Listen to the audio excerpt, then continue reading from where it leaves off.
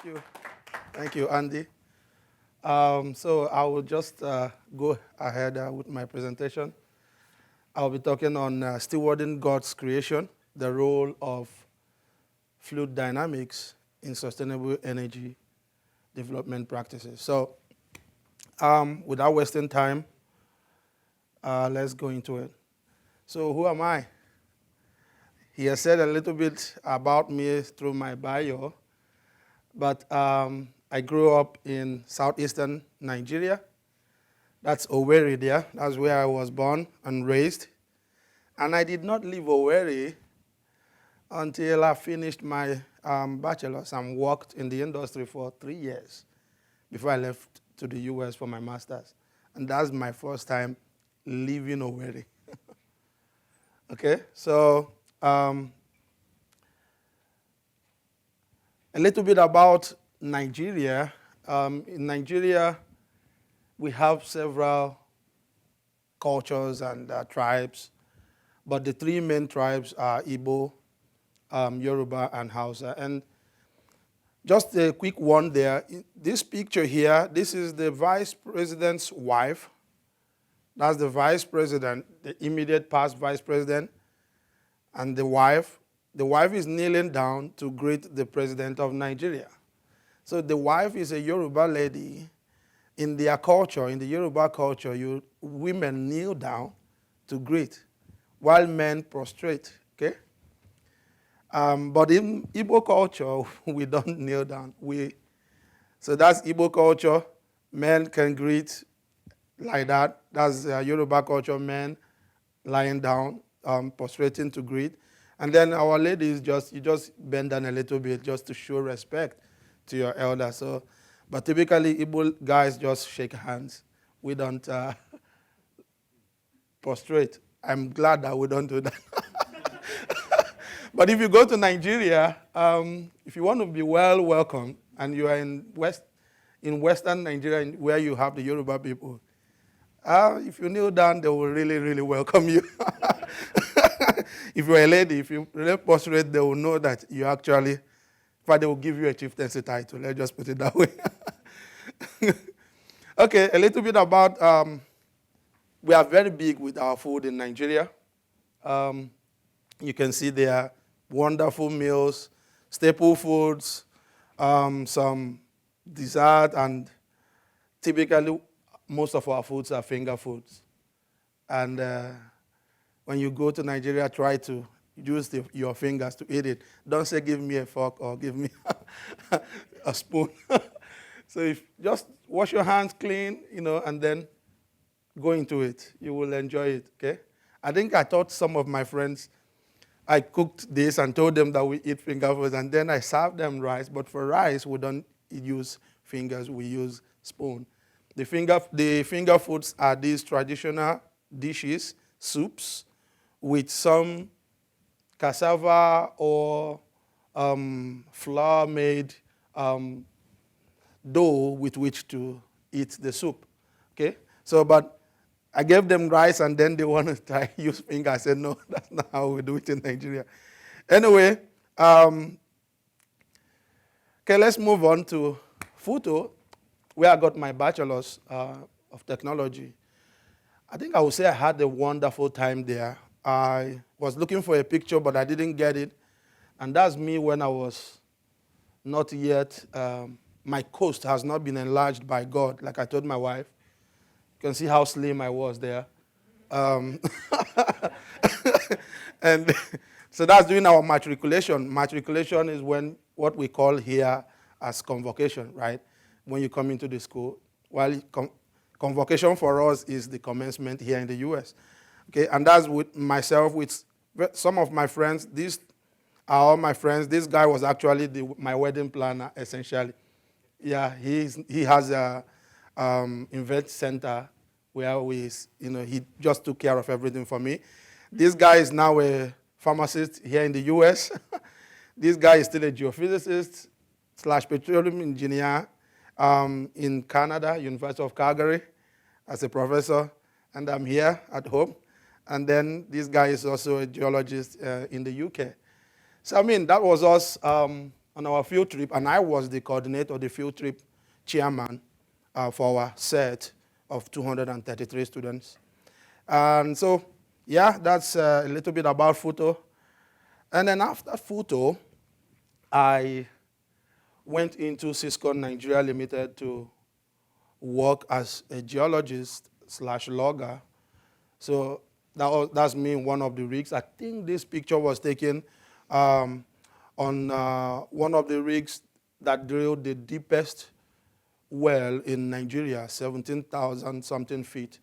But I stayed only one day. I flew in today. For some reason, they needed to pull out of a hole.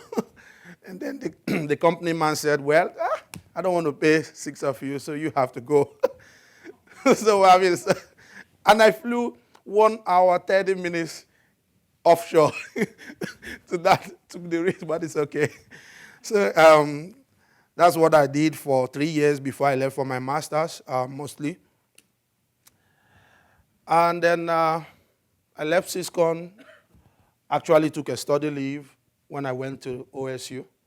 OSU was fun. I really had fun in OSU. I think one thing that was fun there was that I experienced the fact that people are generous in the U.S. The U.S. school system, the alums contribute a lot for the schools. It's not the same in Nigeria, okay? So that's something I would like to do. I've just in a little way, myself and some of those guys I showed previously, we try to contribute to some student programs in our department, but we would like to take it up to where students can actually get scholarships from alumni fund, which is how I would say the schools here in the U.S. are so strong, because alums give. If you depend on the government to do everything, that will not be the best, okay? So you see, I put in here, I've been putting it for a while, am I a geophysicist or am I an evangelist? The fact is that I would say that God has been drawing me to both, okay? Personally, my goal is to be who God wants me to be, and I perceive that to be an evangelist. But typically, some evangelists they open up their own churches, but I don't want to do that.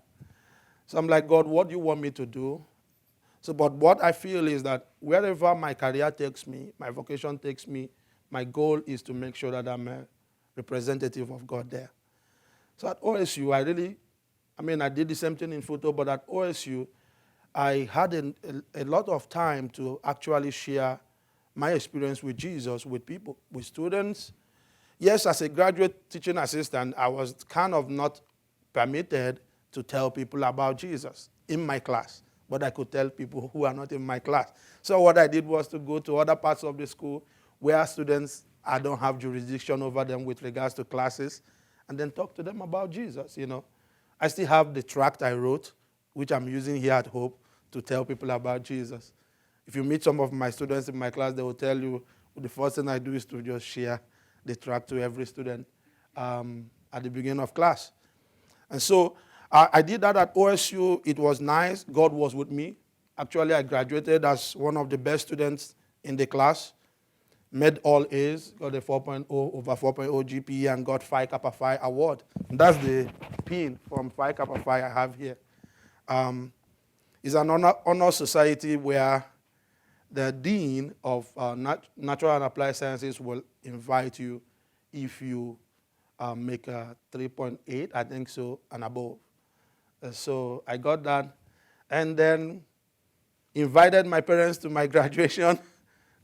Good thing they were given visa, and they came, and that's President Bon Hodges at the time.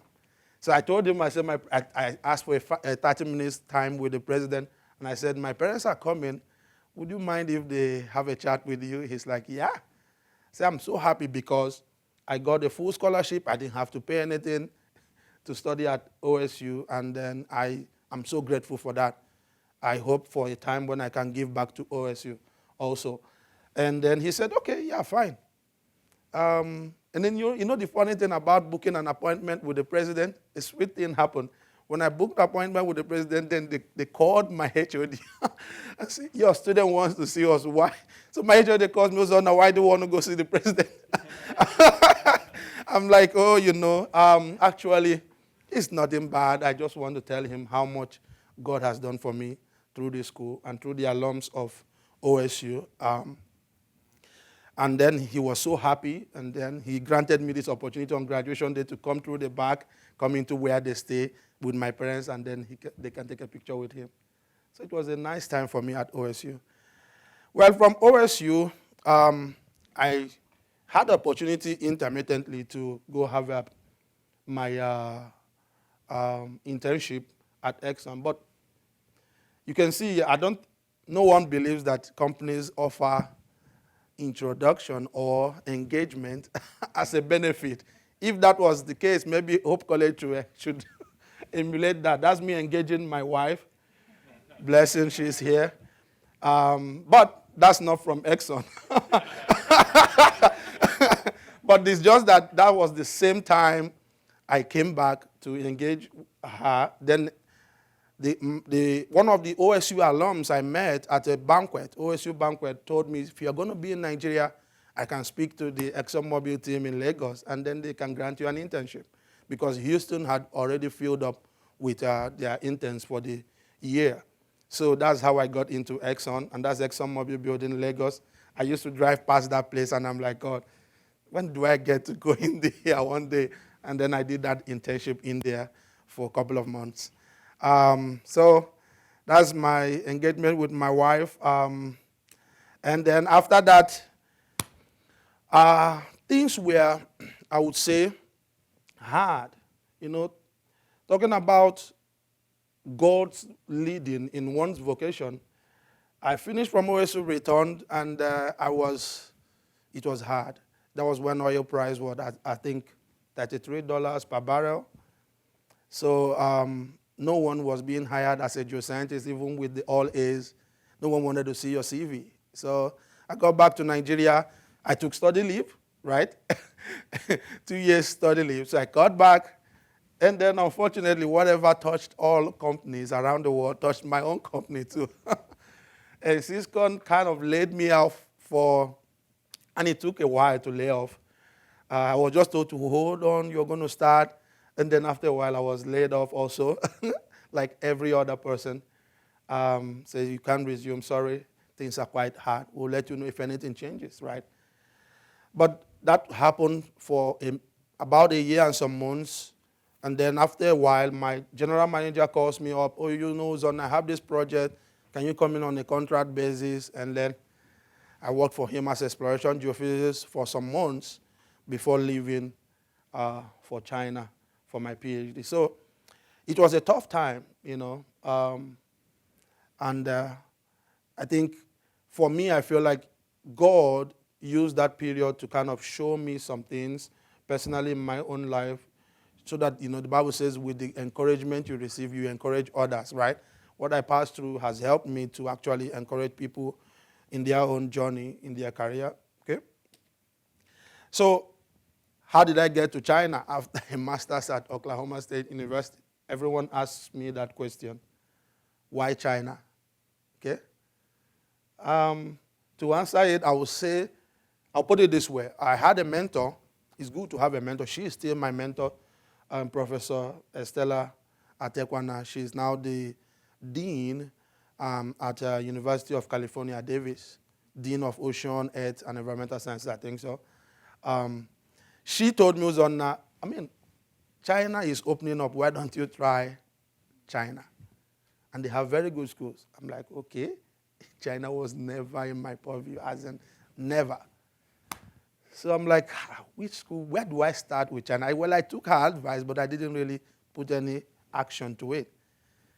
And then my wife tells me her younger brother was in China at the time. And then my wife speaks to him, and the guy says, okay, why don't you tell your husband to apply to this school? It's a very powerful school in China. And they will be glad to have him since he studied in the US, right? So he gave me the school, University of Science and Technology of China. I didn't even bother to check out the ranking or anything. I just applied since my mentor has said, try China. I'm like, okay, let me just throw it in there. I got an admission at University of Manchester, got admission at University of, in UK, University of Aberdeen. Manchester offered me TA, but no tuition waiver. So I'm like, I can't pay for the tuition. So even though you're going to pay me some salary for some months, I can't, so I couldn't go. But I applied to USTC, only to find out that the school I applied to is like the Stanford of China. That's the first graduate school in China, very powerful school, well respected. And then I was given the admission with full scholarship. So I told my wife, the admission letter came on our anniversary, wedding anniversary, May 21st. So I said, okay, we are going to China. So I went to China, and it was a wonderful experience until COVID came. When COVID came, our faith was tested. Of course, in China, by the grace of God also, I was able to still share Jesus to a few people because there is some restriction with regard. You have to make a commitment. Oh, no, I'm not going to tell people about Jesus. And that was in my admission letter. So, well, I had to obey the law. And then, but if you come for my birthday celebration, of course, I can tell you about Jesus in my house. So it was a nice time. And finished that, got my degree. Now, the picture on the right, this one, that's me giving the valedictory speech for the international students. So we do two graduation ceremonies. One in English, the other one is all Chinese. The all Chinese one is the big one for all Chinese students and also some international students. But this is exclusively for international students. And I was selected to give that speech just for one reason, because God made a way for me to get a job at Hope College, and I became the first international student to get a tenure track position ever in the 60-something years of the school. So they made me valedictorian. So I can credit that to Hope. And the Mike is here, one of my search committee members. So you guys made me a big guy in China. So anyway, I left China, but throughout all my journey, this is just me talking about my professional societies. And professional societies are, for me, the place where I go to learn about how to manage God's resources in the subsurface. Whether it's oil, whether it's gas, whether it's solid minerals. At these conferences, I have met, the high and mighty. I've met CEOs of companies, owners of companies, senior geoscientists, whatever, and I have a broad network that has been helping me in my career and helping me to actually train also my own students. And my students are getting to connect themselves to some of my network. And SCG is where I serve most. I'm also active with APG and AGU, but at SCG I'm so very, very active, serving some of the committees. And opportunities are available for support, for career building and networking. And of course, that's not my wife, okay? That was us having fun in Vegas. SCG conference was in Vegas. I think after that conference, SCG decided that they're not going to host the conference in Vegas because people left technical sessions and we are just enjoying Vegas. But anyway, it's been a wonderful time, and those are Hope students. That's Rita, Maddie at SCG with me. This is Maddie and McKenna doing IBA, APG, IBA program, and these two students are from Grand Valley State University. Gracie and Ben from Grand Valley State, we collaborated with them to do that program together. And then that's McKenna, who won a program I had already participated in, so I kind of coached her on how to apply for it. You have to write like 5 essays. She did that, got the Student Leadership Symposium sponsored by SCG and Chevron, and they've paid for her trip, everything, to go do the program at Houston. So these opportunities help me to kind of, bring together what are the advances we are carrying out in geosciences with regards to exploration of minerals. okay, and then use that understanding, latest understanding, to advance my own career as well as that of my students. So ultimately, God brought me to hope. I say it's providence, right? You see? So he leads, I follow. There is a song that I love to sing. I learned it from one of my spiritual fathers. It says, take the lead, O Lord, and I will follow you. So when God takes the lead, you just follow. I never heard of hope. I just saw it randomly on, I think it was Higher Ed, and I just applied. Because I went to the website, I'm like, is it a Christian school? Do they have Christian schools in the U.S.? I'm like, seriously? Yeah, okay. I read it, saw some Bible passages. I'm like, are these people serious, or it's just some of those scams, people put out there? But it turned out not to be a scam.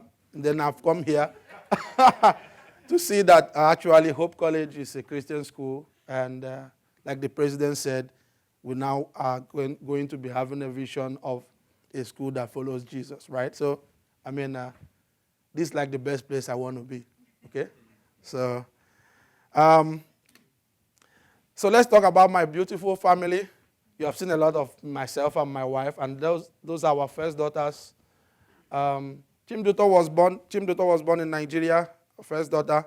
Nature is my PhD baby, born in China.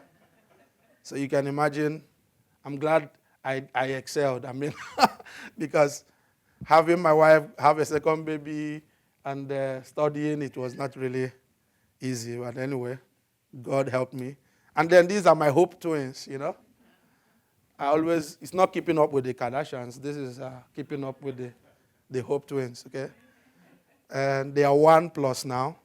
They were born on Christmas Day, 2023. So yeah, these are the people that keep me happy and continuing my... There was the day my wife asked me, do you like your job or you love your job? I said, well, I love my job. So they make me love my job. They make me love my job. So here's a quote by Billy Graham. It says, the greatest way to witness is through the life you live. I like the way our Daily Bread ministries put it. They witness best who witness with their lives. So if you want to tell people about Jesus, if you want to really kind of showcase the Christ in you, the best way is to live it out. Let them see it and learn to love him too. So, I mean, that's my goal. That's what I do. Doesn't matter if I work for Hope, or I work at Exxon, or I work in anywhere. It's not going to change. It's just who I am. Okay? You will still see the same Jesus. Okay? So, let's go into my research. Okay? I've talked a lot about my background and how I got to Hope. So, what kind of research do I do? And the topic is stewarding God's creation, the role of fluid dynamics. A lot of my research is focused on the liquid or fluid portion of minerals, subsurface minerals. I don't do solid minerals, so I don't search for gold or silver or any of those, but I search for oil and gas. I search for storage complexes for storing carbon dioxide, okay, to improve the environment.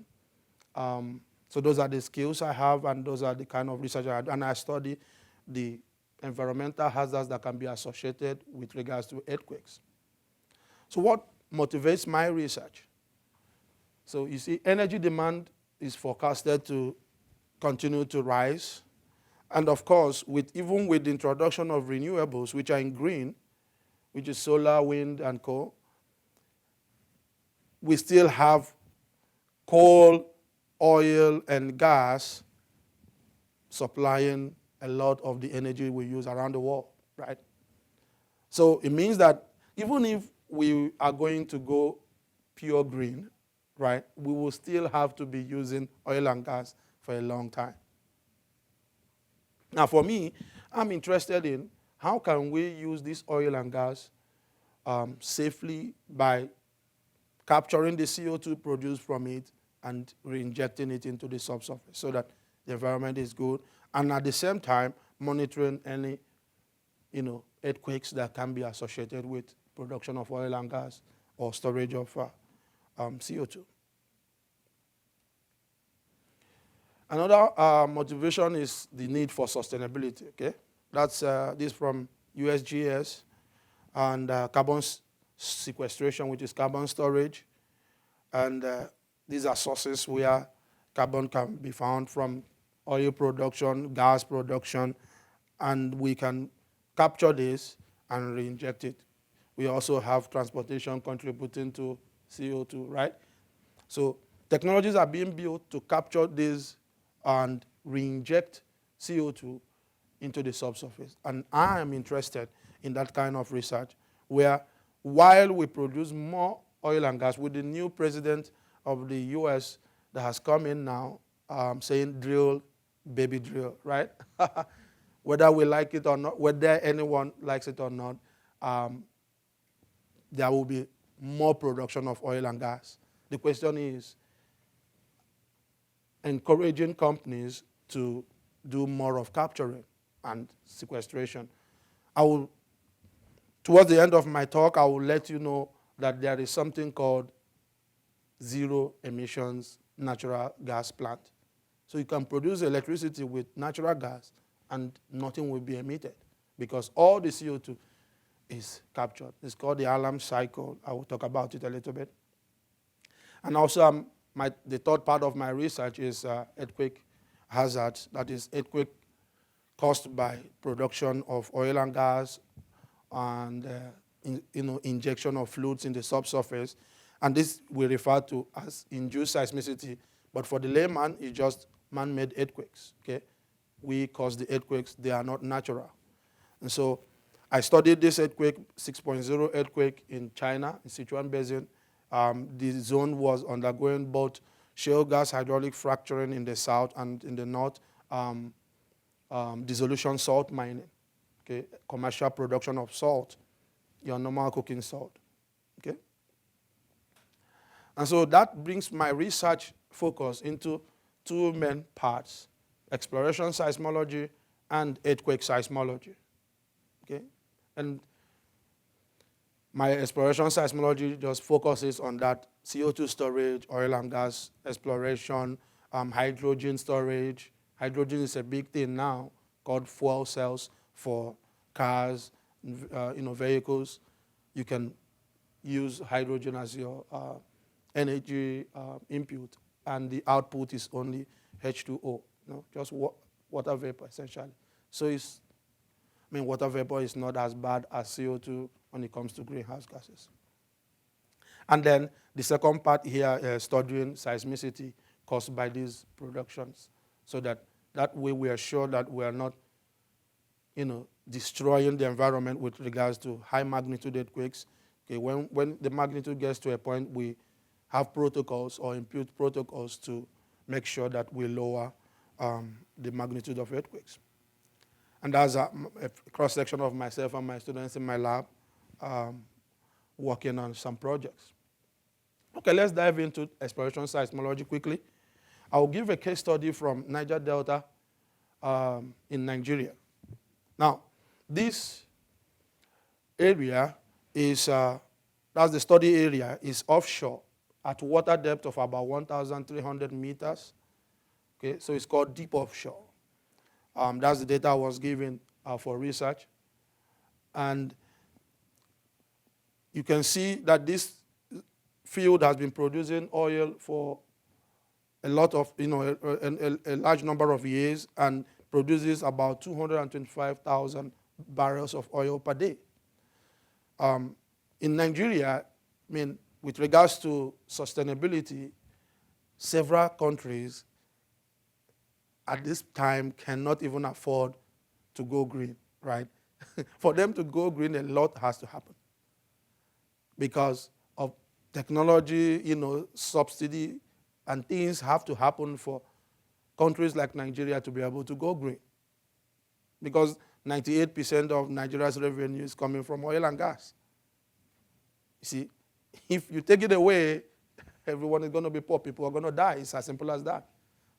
They will die faster than the environment could have killed us if that is the case, right?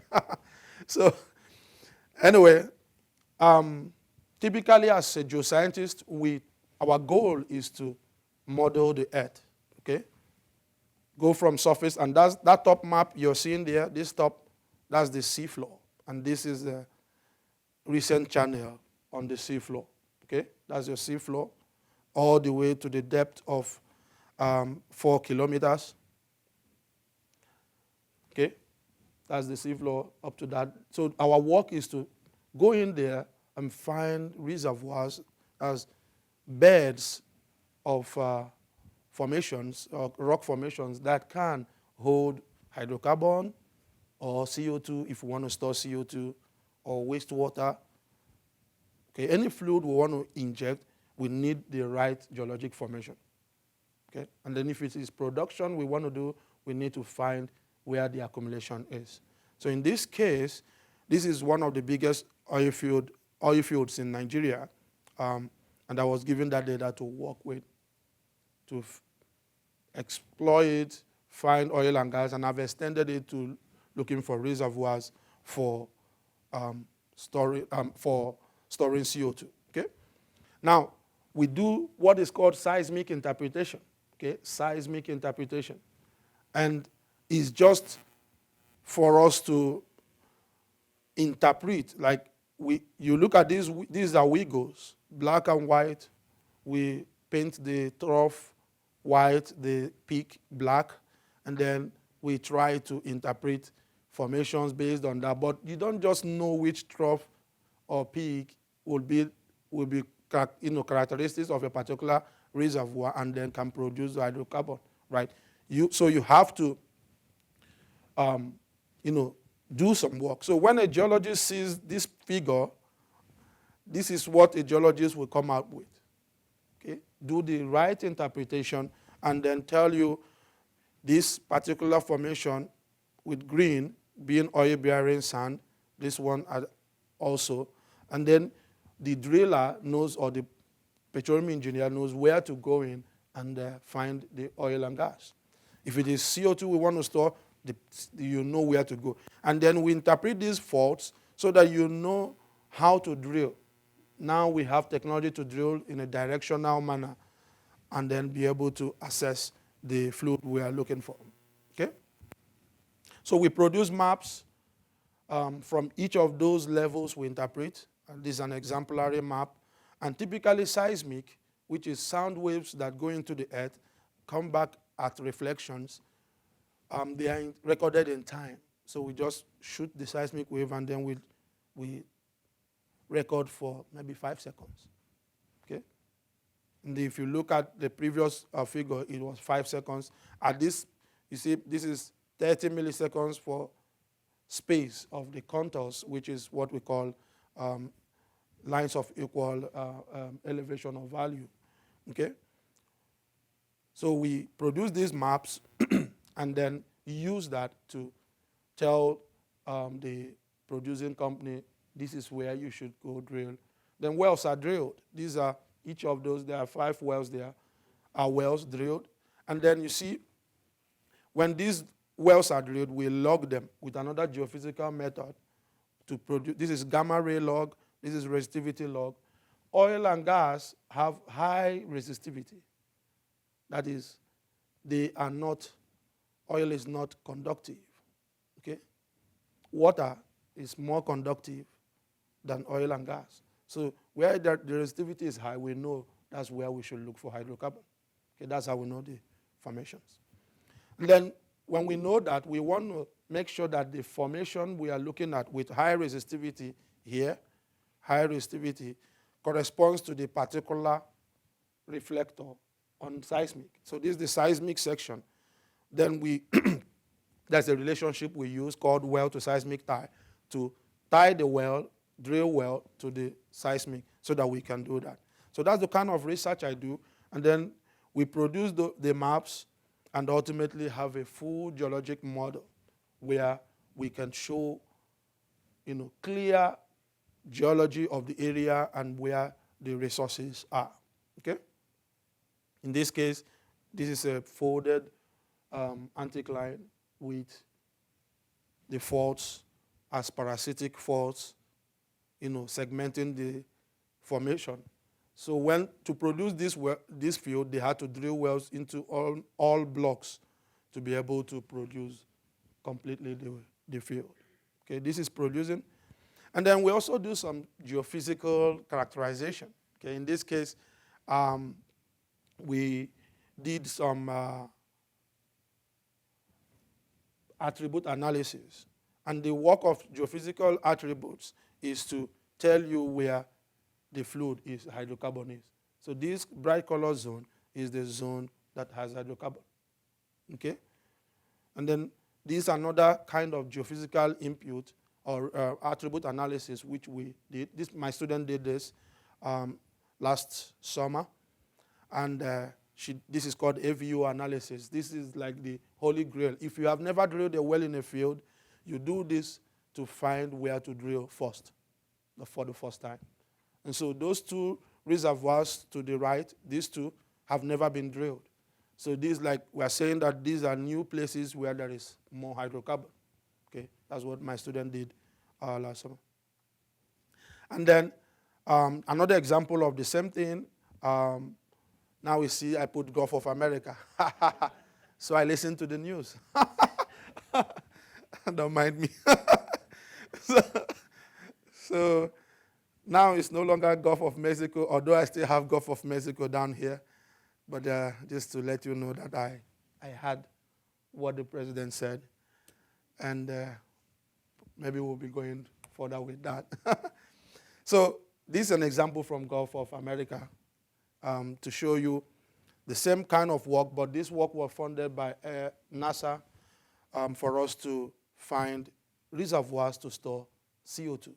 Okay, so I will quickly go through it. The same seismic interpretation is carried out. Maps are produced. This map was produced by Madi, my student, two summers ago. She produced this, and I did that. Okay, and the goal is for us to find these reservoirs. Now, we typically target reservoirs where hydrocarbon has been produced. You know why we target that? Because if you try to store CO2 in a reservoir where hydrocarbon does not exist, you are running a risk of the CO2 coming back to the surface, leaking. Because for hydrocarbon to exist in a reservoir, it means that conditions for trapping are met. So that thing is trapped there for millions of years. So if we go for reservoirs without such conditions, it will be a waste of time. You pump in CO2 and then it comes back to the surface. So we go for the reservoirs that have hydrocarbon before, have been produced and then depleted, and then we pump in CO2 so that way you get to be sure that it's not going to come back to the surface. So the properties for trapping is there. So that's another example of a reservoir. And then these reservoirs can actually accommodate a lot of CO2. See the quantity there? For this particular best prospect A, it's about 72 million metric tons of CO2. And we are talking about that's more than the world has captured in the number of years we've started capturing. Just one reservoir can take it. So storage is not the problem. The question is, can we capture enough CO2? So I'll quickly go on to my next talk. We cannot store CO2 in all reservoirs. Like I said, dry reservoirs where there is no CO2, there is no hydrocarbon, we don't store CO2 there, or we don't recommend for storage of CO2. Now I told you that there is something called zero, right? Net zero emissions. In this case, this is an exemplary power plant in the US with zero emissions. Natural gas producing electricity, 50 megawatts, but no emissions. Meaning that if we can scale it up, right, and still use natural gas and don't destroy the environment. That's sustainability, right? It must not be solar or wind. We can still use the resources God gave us, but in a way we don't destroy our environment. And then the last part of my talk will be on earthquake seismology. And earthquakes typically happen at cracks, which we call fractures within the earth. Okay? But we're looking at non-natural earthquakes in this case. That's what I study. There are natural earthquakes, which we found at zones where two continents meet or are being separated. Those are the zones where we find those kinds of earthquakes. We use sensors like these to record those earthquakes and be able to study them. So these are energy technologies that I am interested in and the seismicity that is involved in them. Some of them don't have seismicity involved, right? So far, so good. Some do. So we want to study those ones more and monitor the ones that don't have, just in case things change, right? Things always change in the subsurface. And so the research area I worked on mostly was focused on shale gas extraction. So you drill a well into the formation and then you use pressure. Typical pressure on a pistol gun is just 30 psi. Here we use thousands of psi to fracture the formation and produce so that the fluid can flow out. The gas can come out or the oil can come out, and that causes micro earthquakes. Sometimes stress is transferred to a large fault, and then a more high magnitude earthquake will happen. Okay? So these are the things I study. And that's another field where salt is being produced by dissolving the salt rock and then producing that. So in that area, there are controversies, typically just like every research, and I focus on trying to find out what is the challenge with regards to the issue of mechanism of inducing earthquakes. Okay? And we do geophysical inversion. This is just a bread showing you velocity. Assume that this is layers of the earth. These are layers within the earth. Earthquakes arrive at different times, P wave, S wave. Then our goal is to try to find a velocity model that can give us the exact same arrival time, okay? Which is what I showed here. My predicted matches with the original. And then from there, we take that model and begin interpretation to tell where and what kind of mechanisms are involved in causing the earthquake. Okay? In this case, this earthquake, I will move a little bit quick to this particular slide. This earthquake, we believe, is being caused by, number one, fluid effect. Okay? These are producing salt. This is injecting fresh water to dissolve the salt rock. You can see the salt rock being dissolved and produced, and then that causes earthquakes. Okay?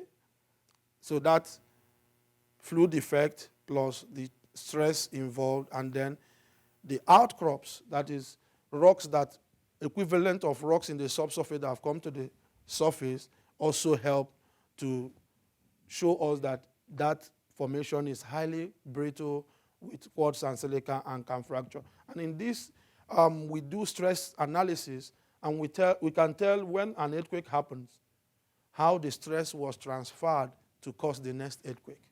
Okay, this earthquake had a main shock of 6.0, but there was a cascading transfer of stress from one to the next that caused the quake of 4 more aftershocks, which were above magnitude 5.0. So that's what I show here. Following the first one, this one was in the positive zone.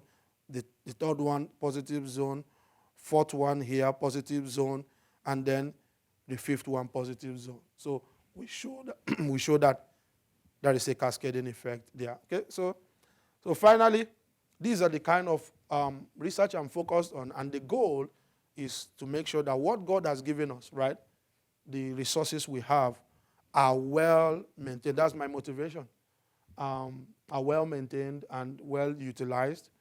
We should not be scared of using the resources in the subsurface, but we should, encourage technology, which is what we do to find out best ways to harness those and make sure the environment is well kept.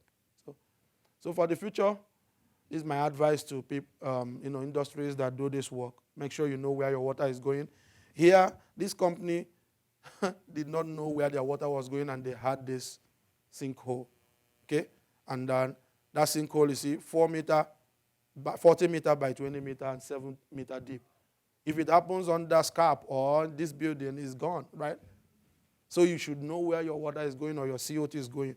And so that's that, okay? I think I will stop here, and then I will take questions.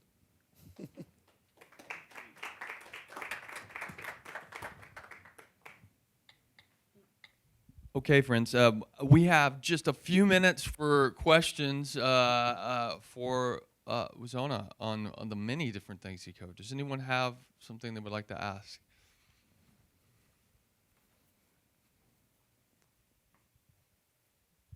Thank you for the presentation and some learning some culture from West Africa. But my question centers on your area of focus, which is liquid, and you're not into solid. But my limited knowledge would find that from your areas of case studies is the solid materials that are causing a lot of land degradation and pollution too. Do you in any way partner with those focusing on solid material for environmental conservation? Well, everyone has to have a niche. But yes, I do have friends. We actually invited one professor from Toledo, University of Toledo, Ohio, who is also a Nigerian, Kennedy Doro. He uses geophysical methods to look at solid minerals as well as application for forensic geophysics. Like if someone died and someone was killed and buried, he can use electrical resistivity method to find that body under ice, under whatever soil. Okay, so I encouraged that, and then at SCG and AGU we also do a lot of presentations on environmental studies from solid minerals and pollution, especially as it pollutes the water, underground water supply, which is very, very important. Yeah. Time for one more quick question, because I know we have to go. Oh, yes. Thanks for your talk. I just learned a whole lot. What is the incentive to get the CO2 back underground? Because I can see how companies would be like, there's incentive to take it out and make money, but is there a lot of, who's funding this? Because it sounds like it's very promising to help the environment, but is there going to be some kind of, is there government incentive? Is it the private company's incentive to actually transport it back out and then put it back underground? Okay, thank you for that question. The fact is that the new president will decide whether he will give incentives with regards to the U.S. There are incentives in other countries. The Biden administration had incentives with regards to encouraging companies to pump in or capture CO2 and store it. Okay, so if it remains to see, it's just almost less than a week presidency, right? We will know if there will be incentives with regards to encouraging companies while you produce produce all the oil and gas. Also, make sure you store that. But governments do give incentives, whether it's by breaks from royalties or something, to encourage the company. Okay, if you do this, we're going to cut this for you so that you can make sure that the environment is safe. Yeah. Well, I want to thank Uzonna for this wonderful presentation. I know every time I talk with him about whether his background, his education, or certainly his areas of study, I learn a great deal. I am so thankful that Uzonna and Blessing and their children are part of our community here in Holland. I think on a very, very snowy day, I want to give you my great personal thanks for being here and for working with our students and for being part of our community. Would you join me in thanking Uzonna for this wonderful talk? Thank you.